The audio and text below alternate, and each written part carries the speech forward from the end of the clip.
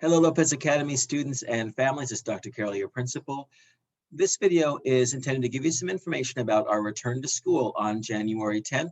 We know that we're returning to a very different situation with COVID than when we left in December. So thank you in advance for watching this video that's going to review some basic safety procedures, as well as talk about some additional things that we put into place to do everything we can to ensure that our students and staff are as safe as possible during this time of high COVID rates. We want to start with some basic information reminders for our return to school. As I mentioned, school does start on January 10th for all OSD students. The state of California does not currently allow any districts to offer distance learning as it did in previous years. So this is not an option currently for OSD or any other districts in the state of California.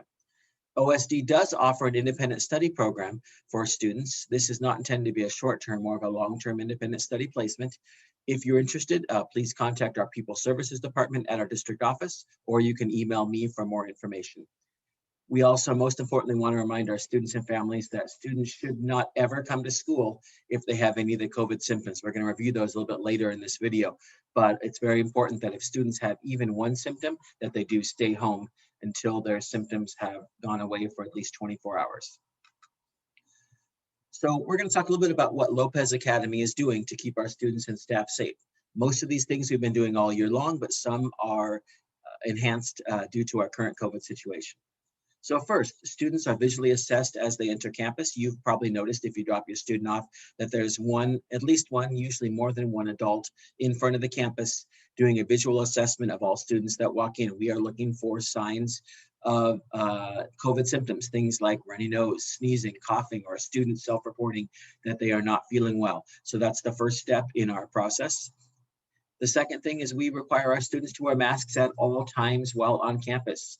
This is a slight change. We are asking our students, even when they're outside for break time, to wear those masks now. The only time students are allowed to take the mask off is when they are eating, of course.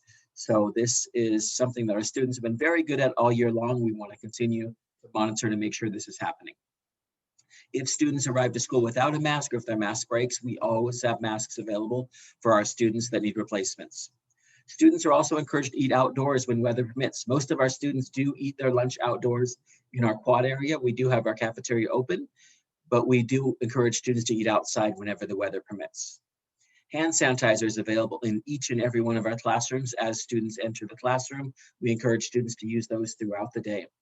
Students are also frequently reminded about COVID safety through our morning messages, through a Canvas, and through videos like this. If a student is not following our COVID safety protocols, it is immediately addressed. Like I said, our students have been very good about this year, so there's been very few issues. But if it is an ongoing problem, the student would be sent home and parents would be contacted. But this has not been an issue so far this year. Any student that presents with COVID symptoms during the school day, whether when they walk onto campus or during the day, are immediately taken to our office to be evaluated by a health tech. So what happens when a student has COVID symptoms? So whether a student arrives at school in the morning or is sent to the office with an apparent COVID symptom during the day, these are the procedures that we go through. So when the student arrives and they're escorted to the health office, either the health tech or the office staff will determine if the student does indeed have COVID symptoms. If the student does have COVID symptoms, they're taken to our care room. Our care room is a separate room that we have on campus that is only utilized for students that are demonstrating COVID symptoms. It allows a student to be isolated, but also to be supervised at all times and spread out from other students. So student, if they have a symptom, does have a symptom, is taken directly to this room where they are supervised and parents are immediately called to pick up the student. Our expectation is the student will be picked up in 1 hour or less. So thank you for helping us make that happen. If a student comes to the office and we determine they do not have a COVID symptom, we then determine whether they can return to class or whether they need to be sent home, more of a traditional non-COVID setting. All right, students that are sent home with COVID symptoms, so a student that either arrives at school or demonstrates a COVID symptom during the day, there are 3 different options for that student to return to school, but students must meet one of these 3 options prior to returning to school. The first is they can return after 24 hours without any symptoms and a doctor's note. But what this means is if a student leaves campus on Monday, They cannot return on Tuesday because they would not have been 24 hours without COVID symptoms before the school day started. So a student that leaves on Monday, the earliest they could return would be, say, a Wednesday, and they would need a doctor's note. The student can also return after 24 hours with no symptoms with a negative COVID test. So if your student is sent home, you can have them tested, and if it's been more than 24 hours with no symptoms and you have a negative COVID test, they can immediately return to school. You'll just need to show us proof of that negative COVID test. The last option when a student is sent home with COVID symptoms, the parent can choose to quarantine for 10 days. The student would then be placed into our short-term independent study program. All right, now we're going to talk about what happens when a student tests positive for COVID. So anytime our school receives notification that a student has tested positive for COVID, the admin team immediately starts the process of contact tracing. Students that are determined to be a close contact of the positive student or staff member will be immediately notified of the exposure and will be given several options. So in other words, if your child is a close contact, we will immediately attempt to contact you and give you your option for return to school. There are 3 different options. By the way, close contact is defined as being within 6 feet of a positive case for 15 minutes or more. So generally, these are the students that sit in proximity to the student that tested positive in 1 or more of the classes. Students that are in the same class as a positive COVID student or staff, but are not considered close contacts. These are students who are in the same class, but do not sit within 6 feet of the student, are still notified of the exposure, but there's no action necessary for these students.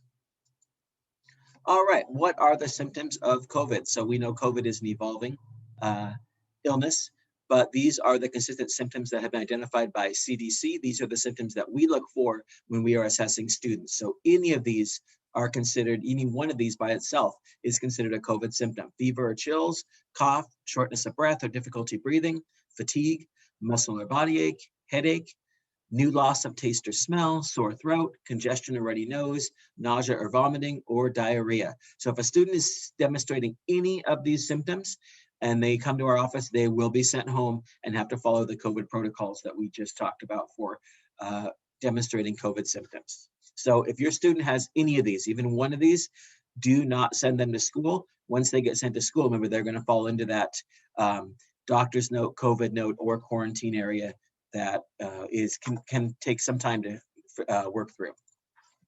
All right, so how can the families help keep our students and staff safe? Like I mentioned, we are very interested in working with our families to keep everybody as safe as possible. So these are things that you can do, families and students, to help us out.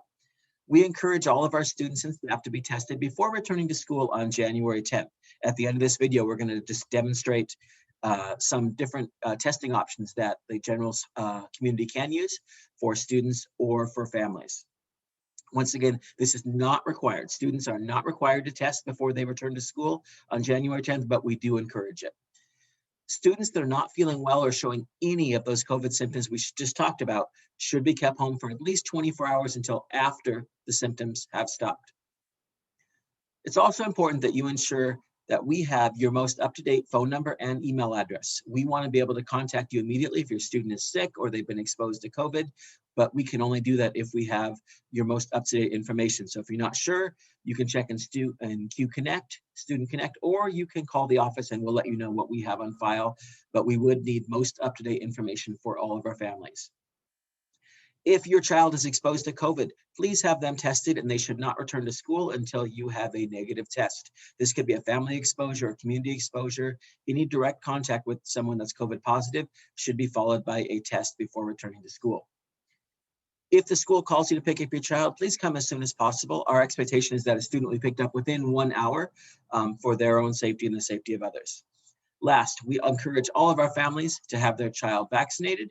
Remember, any child over 5 years old can be vaccinated, and very recently CDC has approved boosters for students that are children that are 12 and over. So if your child is 12 or over and it's been 5 months since they had their vaccine, please explore getting the booster as well.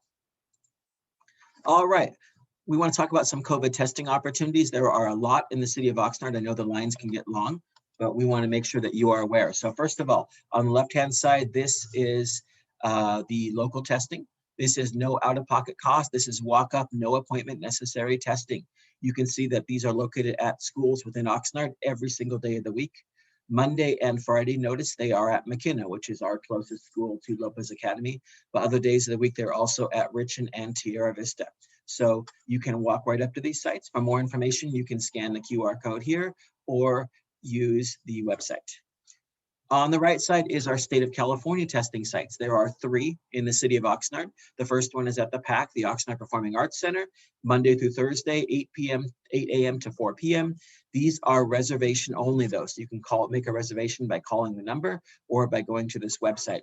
The second and third locations are Ventura County Public Health Office, which is behind Centerpoint Mall on C Street, or at Blackstock Junior High School. You can see the dates and times for both of those. So there are 3 state testing sites within the city of Oxnard, as well as the no appointment necessary walk-up ones we talked about a moment ago. All right, we want to thank you for taking the time to watch this. We know that this last 1.5 to 2 years has been very difficult for our families, for our students, for our staff members. So we thank you for working with us to make sure we're doing everything we can to keep our Lopez Academy students and families as safe as possible. As always, please reach out to us if you have any questions, and it's a great honor of ours to work with you in your child's education. Thank you.